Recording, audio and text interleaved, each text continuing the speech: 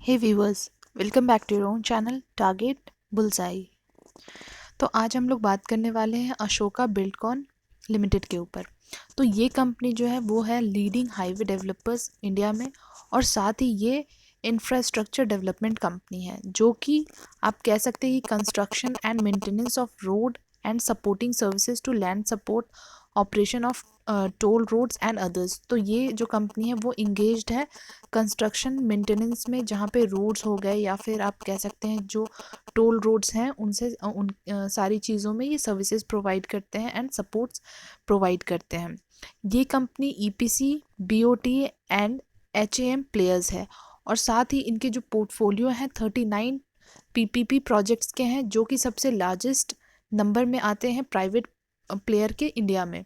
अब यहाँ आप सभी को ये नहीं पता होगा कि ये ट्रिपल पी या फिर ईपीसी, बीओटी, ये सारे कौन से टर्म्स हैं।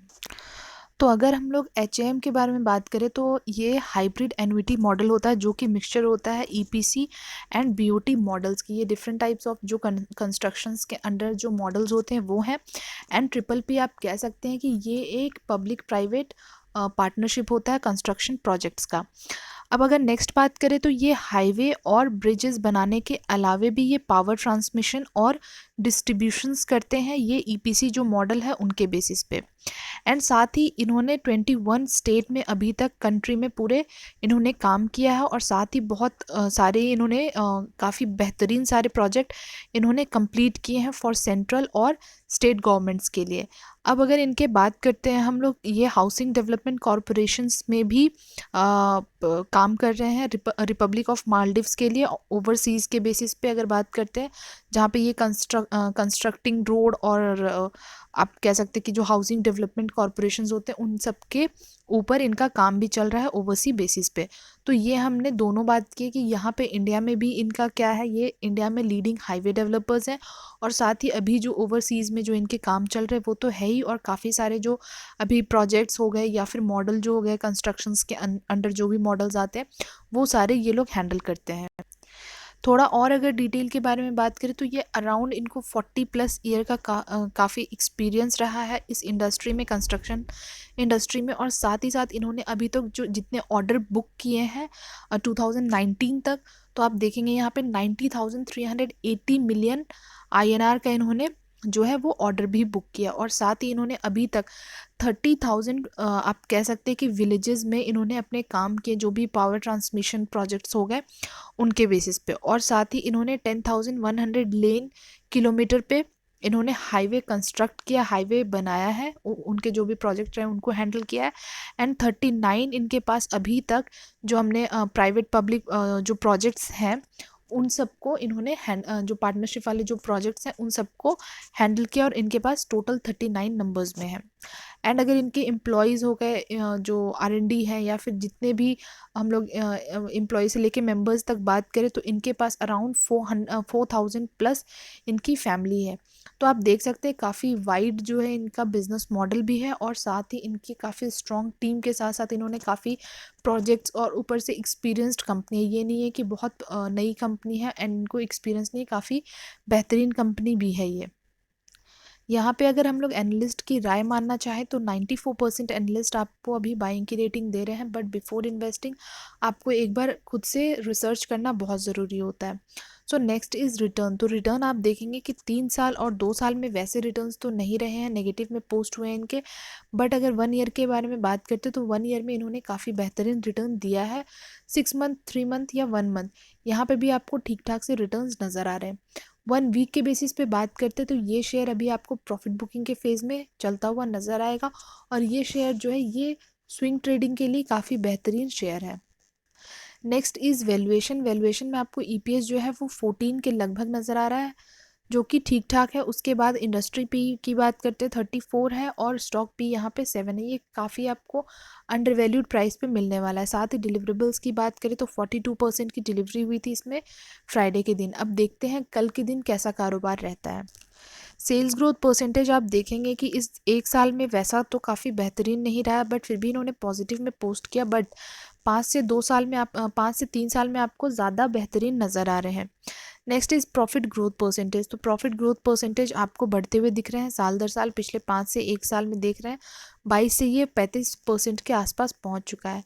Next is ROE. आरओई के नंबर भी आपको ठीक ठाक से नज़र आ रहे हैं, एटलीस्ट 15 to 20% तो होना चाहिए। यहाँ पे आपको इस 1 साल में 16% के आसपास नज़र आ रहा है।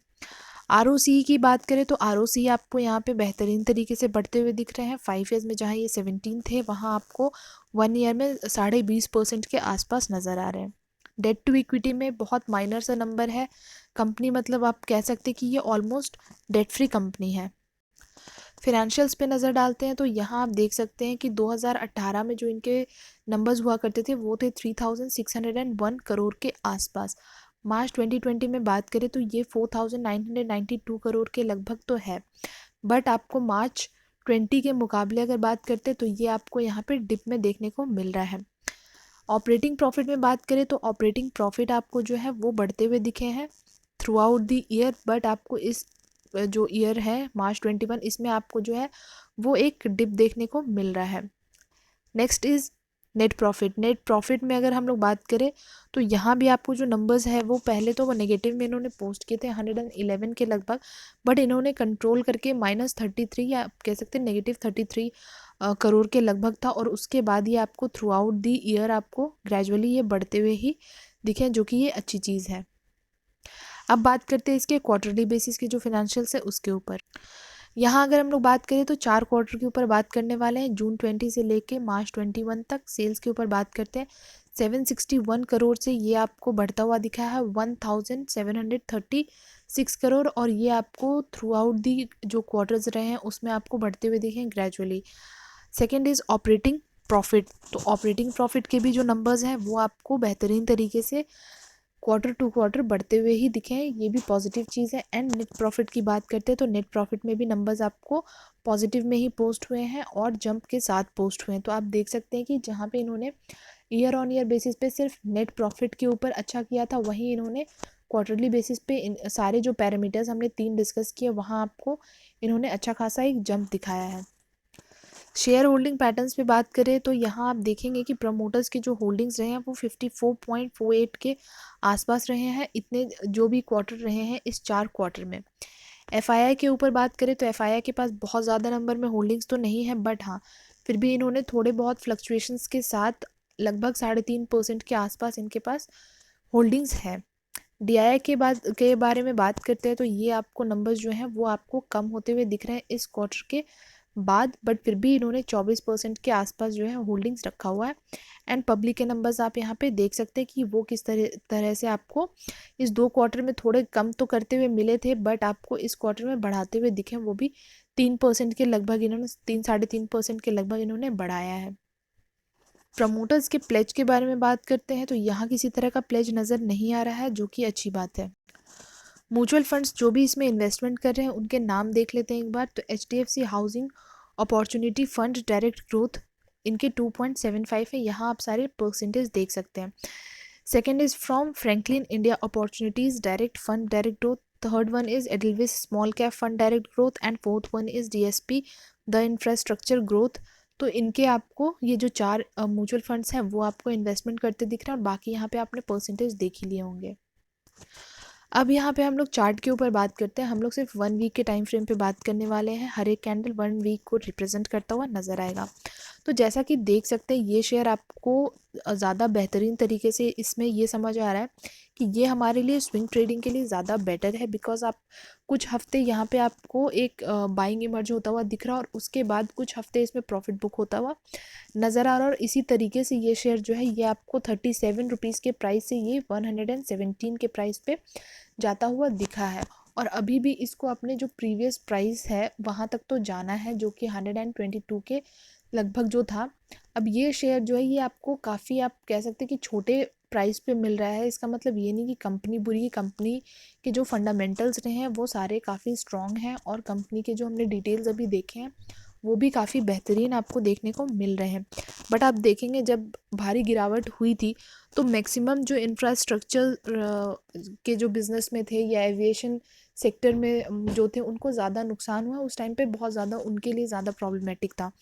तो इस वजह से आप देखेंगे कि जो गिरावट हुई थी वो 122 से ये आपको सीधा 37, आपको काफ़ी हफ्तों तक ये गिरता हुआ दिखा था ये शेयर। उसके बाद ये धीरे धीरे करके इसमें आप कह सकते हैं कि ये संभलता हुआ आपको नज़र आया, और अभी आपको ये सेम प्राइस पे जहाँ पे ये 118 के लगभग हुआ करता था, उसके बाद आपको ये प्रॉफिट बुकिंग के बाद 78 के बाद फिर आपको 117 के लगभग आपको जाता हुआ दिखा, और अभी वापस इसमें प्रॉफिट बुक होता हुआ इस हफ्ते आपको दिख रहा है। अभी हो सकता है ये और आपको नीचे आता हुआ दिखे, तो अगर नीचे ये शेयर आपको मिलता है 84 के प्राइस पे आप कह लें, या 78 जो निकल के आ रहा है, या फिर 50 के प्राइस पे, 59 के प्राइस पे, अगर इन सारे जो इनके इसके जो सपोर्ट निकल के आ रहे हैं अगर यहाँ पे आपको मिल जाए तो ज़्यादा बेहतरीन तरीके से आप प्रॉफिट बना पाएंगे। और उसी तरीके से अगर हम लोग लेवल की बात करें तो ये शेयर तो पहले तो 122 तो जाना ही जाना है इसको। उसके बाद अगर हम लोग बात करते हैं तो ये आपको आने वाले टाइम में 150 हो सकता है, या फिर आप कह लें तो 250 के प्राइस पे भी ये जाता हुआ ये शेयर आपको